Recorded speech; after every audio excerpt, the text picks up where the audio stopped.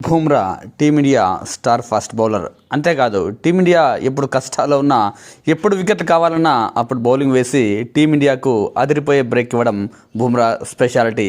మొన్న పాకిస్తాన్తో జరిగిన హై వోల్టేజ్ మ్యాచ్లోనూ అంతే. ఇంపార్టెంట్ టైంలో వికెట్లు తీశాడు. తన మొదటి ఓవర్లోనే వికెట్ తీశాడు. ఫస్ట్ బాల్కు సైమ్ అయ్యూబ్ సిక్సర్ కొట్టినప్పటికీ మళ్ళీ బంతికే వికెట్ తీసి తన రివెంజ్ ఎలా ఉంటుందో తీర్చుకున్నాడు.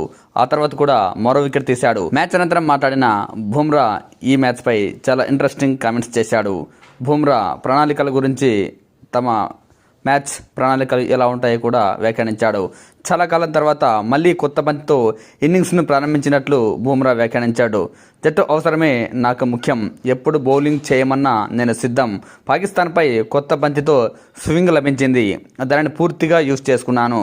మా ప్లాన్ సరిగ్గా అమలు చేస్తే ఇలాంటి ఫలితాలే వస్తాయి అనడానికి ఈ మ్యాచ్ ఒక ఎగ్జాంపుల్. వాతావరణం కూడా బౌలర్లకు అనుకూలించడం మాకు బాగా కలిసి వచ్చింది.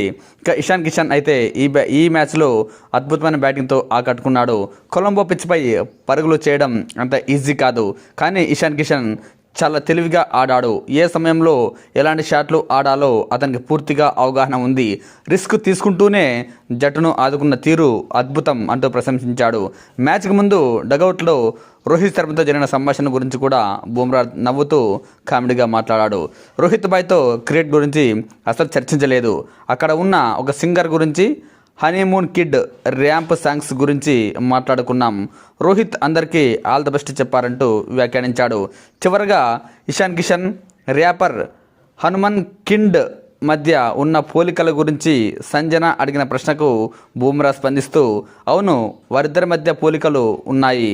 ఇషాన్ కూడా ఆ హెయిర్ స్టైల్ ట్రై చేస్తే చూడాలని ఉందంటూ, హెల్మెట్ పెట్టుకోవడం కష్టమేమో అంటూ కూడా సరదాగా వ్యాఖ్యానించాడు.